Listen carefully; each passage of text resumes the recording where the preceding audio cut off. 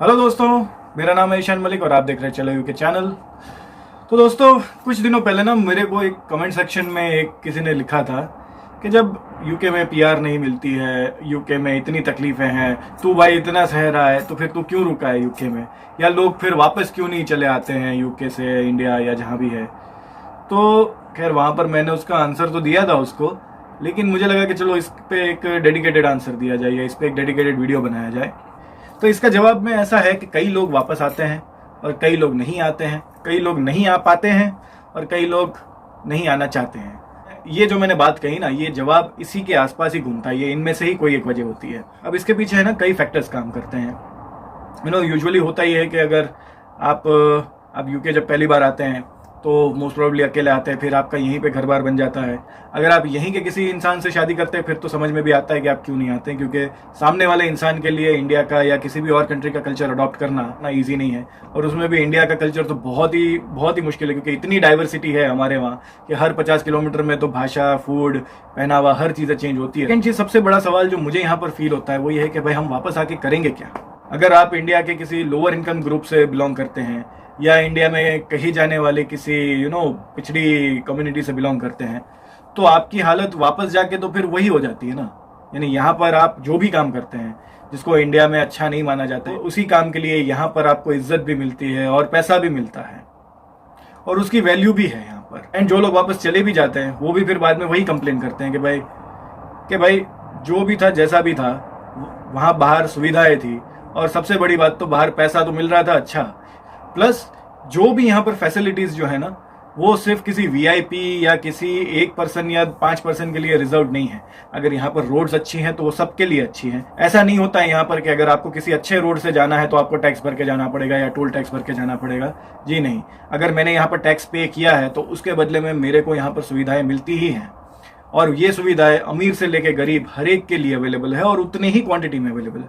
Of course जिसके पास ज़्यादा पैसा है वो ज़्यादा पैसा खर्च करके अपने लिए लग्जरी खरीद सकता है, लेकिन इसका मतलब ये बिल्कुल नहीं है कि अगर मैं गरीब हूँ या मेरे पास कम पैसे हैं तो मेरे को जो मिनिमम लग्जरी जो है वो भी अवेलेबल मेरे लिए नहीं है। ऐसी बातें यहाँ पर नहीं है। एंड इसके अलावा जो सबसे बड़ा रीज़न जो मैं यहाँ पर इंडियंस और पाकिस्तानी से सुनता हूँ वो है बच्चे उनके, कि भाई उनका वही कहना होता है कि भाई हमें हमारे बच्चों को एक अच्छी एजुकेशन देनी है, अच्छा माहौल देना है। हमें हमारी कंट्री में जो भी प्रॉब्लम्स है वो हमें पता है एंड वो कभी सॉल्व नहीं होने वाले हैं, चाहे कोई भी गवर्नमेंट बदले, कुछ भी हो जाए कल को, जो हमारी जो ज़मीनी प्रॉब्लम्स हैं वो कभी सॉल्व नहीं होने वाली हैं। एटलीस्ट यहाँ पर ये तो शांति है कि भाई उनका बच्चा यहाँ पर कंपैरेटिवली सेफ है। उसके लिए करियर की अपॉर्चुनिटीज़ जो है वो बराबर उसको मिलेगी। ऐसा नहीं होगा कि भाई इस कम्युनिटी को ज़्यादा फेवर किया जा रहा है या इस वजह से उसको रिजर्व कैटेगरी में रख देंगे या इस वजह से उसको रिजर्वेशन मिल जाएगा। ऐसी सब चीज़ें ऊंच नीच तो हो नहीं रही है। हाँ, डेफिनेटली थोड़ा बहुत फेवरेटिज्म और ये सब चीज़ें तो हर जगह होती है। तो अगर ऐसे गिनाने बैठे ना तो बहुत सारे रीजंस हैं। और अगर अंदर की बात बताऊँ मैं तो देखो भाई, यहाँ पर रहना कोई नहीं चाहता है। अगर हमें हमारी कंट्री में अच्छी फैसिलिटीज़, अच्छी रिकॉग्निशन, अच्छा ऐसा माहौल, अच्छी फैसिलिटीज़, ये सब चीज़ें मिलती होती ना तो डेफिनेटली किसी को शौक नहीं है अपना घर, अपने परिवार, अपने दोस्त, अपना खाना, अपना कल्चर को छोड़ के कहीं बाहर जाने का। लेकिन क्योंकि ये सब चीज़ें नहीं मिल रही है और कुछ चीज़ों की हमें तलाश है, इसीलिए भाई लोग बाहर जाते हैं। एंड जो फिर उनकी रिक्वायरमेंट होती है उनमें से जितनी भी चीज़ें उनको मिल जाती है वो कर लेते हैं। और कई केस तो जेन्युइन ऐसे भी होते हैं कि भाई वो चाहे तो भी आ ही नहीं सकते वापस, क्योंकि भाई इंडिया में उनका घर बार सब बिक चुका है। अब यहाँ पर रहो वहाँ पर रहो उनको कोई फ़र्क नहीं है। तो उस केस में कई लोग वापस जाके भी क्या करेंगे। तो दोस्तों यही बात है कि बताने को तो मैं 10 रीज़न और बता दूं, लेकिन मोटा मोटी बात यही है कि भाई जो इंडिया में जो बोल रहे हैं ना ब्रेन ड्रेन हो रहा है या ये हो रहा है वो हो रहा है, देश का टैलेंट है वो उनको छोड़ के जा रहा है, ये है। तो देखिए भाई, हमारी गवर्नमेंट भी हमें रोकने के लिए या हमें वापस बुलाने के लिए कुछ नहीं कर रही है, ना ही उनका वापस बुलाने के लिए भी उनके पास कुछ है। बस उनको अपने वही पॉलिटिक्स और वही सब चीज़ों में, मंदिर मस्जिद में उलझे हुए हैं। तो फिर दोस्तों यूजुअली ज़्यादातर लोगों के पास कोई बहुत बड़ी वजह होती नहीं है कि वो अपनी कंट्री वापस आ जाए या अपने देश की तकलीफ़ों को सफ़र करें, क्योंकि भाई वो हमने बरसों बरस कर ली और हमने उसका नतीजा भी देख लिया कि कुछ होने वाला नहीं है।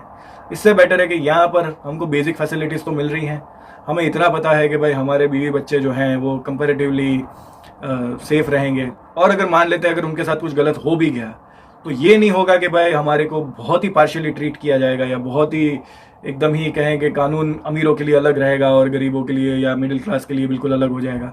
और अगर मान लेते ऐसा कुछ हुआ भी तो एटलीस्ट 3-4 महीने में सुनवाई तो खत्म हो जाएगी। तो ऐसा तो नहीं होगा कि 20-25 सालों तक केस चलते रहेंगे और बस उसका कुछ तोड़ ही नहीं निकलेगा। हम सब अपने देश से बहुत प्यार करते हैं, बहुत बहुत याद करते हैं, बहुत हमारा मन होता है कि भाई हम वापस आए, हम हमारे देश के लिए कुछ करें। लेकिन एक इंसान की अपनी मजबूरियां भी होती है भाई, हमारे अपना भी घर होता है।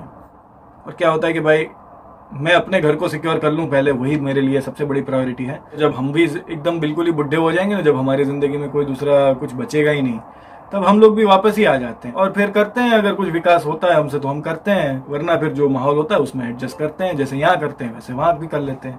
तो आई होप दोस्तों कि आपको पता चल गया होगा कि भाई यूके में कुछ भी नहीं भी मिल रहा है तो भी लोग यहाँ पर क्यों बैठे रहते हैं, क्यों इलीगल वेज में भी चले जाते हैं और क्यों वापस आना प्रेफर नहीं करते हैं। तो बस मुझे यही कहना था इस पे, और तो मुझे कुछ कहना नहीं था। अगर आपको ये वीडियो पसंद आया है तो प्लीज़ इस वीडियो को लाइक करिएगा, शेयर करिएगा अपने फ्रेंड्स एंड फैमिली के साथ, subscribe this channel, and lastly thank you for watching the video. Hope to see in the next one.